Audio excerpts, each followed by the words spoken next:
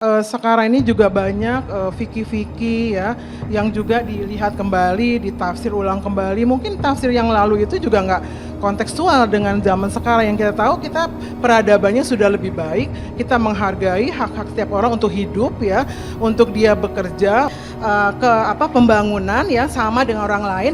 Nah, ketika mereka melakukan kejahatan juga sama, juga harus dihukum seperti orang lain. Jadi nggak bisa kita karena keberadaan dia sebagai yang berbeda dengan kita, lalu dia tiba-tiba dihukum padahal dia nggak melakukan apa-apa, kan gitu. Kita bukan dalam suatu situasi zaman yang dimana kalau orientasi saya tidak memberikan saya hukum. ingin tahu, saya ingin mengklarifikasi itu adalah salah satu tafsir, dan kita harus melihat kembali tafsir-tafsir itu apakah juga konteks dengan situasi sekarang di mana kita menghargai. Kalau kita berbicara mengenai konteks tema setiap orang kita itu hidup di negara Indonesia, dan setiap orang di negara Indonesia ini dilindungi oleh hukum. Jadi nggak bisa kita semena-mena membunuh orang, nggak bisa.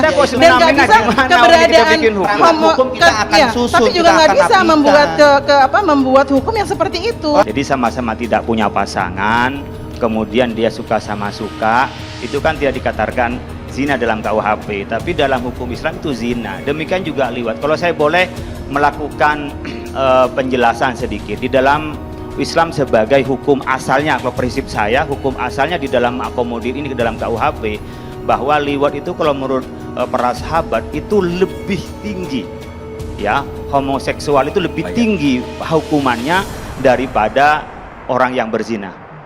Wa amtarna alaihim matara, sampai dibolak-balikkan itu, bahkan disuruh dibunuh. Man wajatumuhu ya'malu amala qaumi lut faqtulil fa'il wal maf'ul bih.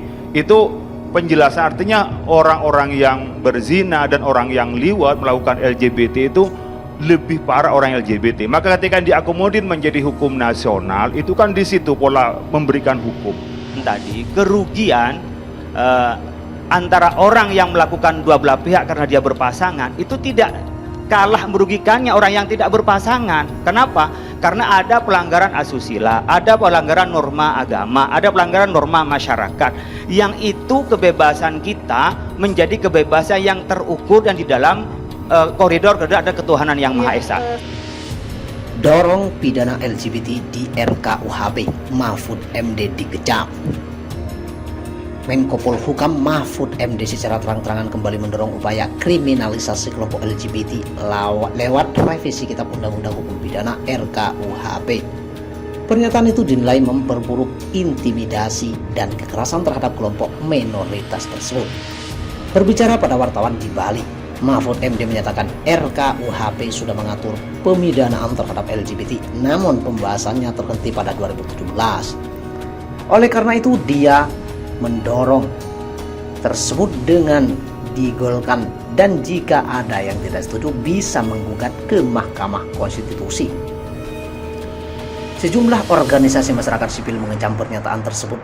Novia Permatasari dari Lembaga Bantuan Hukum LBH Masyarakat menyatakan bahwa pidana LGBT lewat RKUHP melanggar ranah privasi warga negara. Selain itu, pemerintah tidak boleh tunduk pada kelompok mayoritas. Jangan hanya karena landasan moral yang dipercaya oleh masyarakat mayoritas kemudian mengabaikan bahkan sampai melanggar hak-hak kelompok minoritas, ujarnya ketika dihubungi oleh VOA. Novia menambahkan pemidanaan itu dapat memperberat intimidasi, ujaran kebencian, dan stigma. Saat ini pun LGBT sudah banyak menerima diskriminasi dan kekerasan berbasis gender dalam data organisasi Arus Pelangi. Terdapat 1.850 individu LGBT telah menjadi korban kekerasan dalam kurun waktu 2006 hingga 2018. Terhadap pemberian pelanggaran tersebut, negara belum hadir untuk menyelesaikan dan memberikan kehadiran, dan kini justru ada wacana untuk mengkriminalisasi mereka melalui KUHP, yang mana artinya adalah menambah belanja masalah itu sendiri, tandas Novia.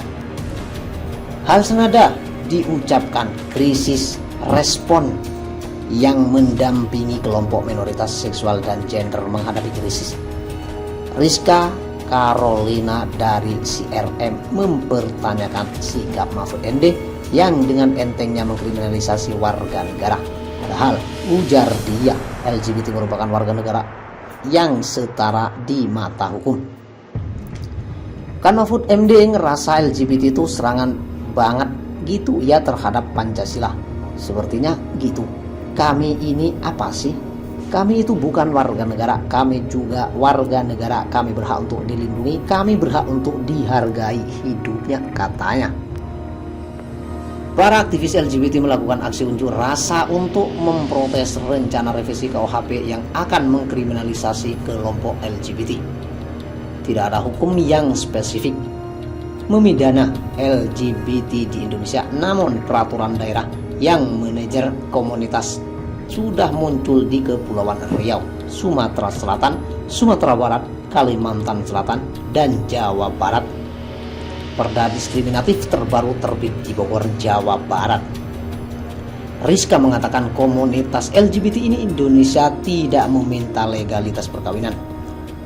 Komunitas LGBT ujarnya hanya minta supaya kekerasan dan diskriminasi dihentikan.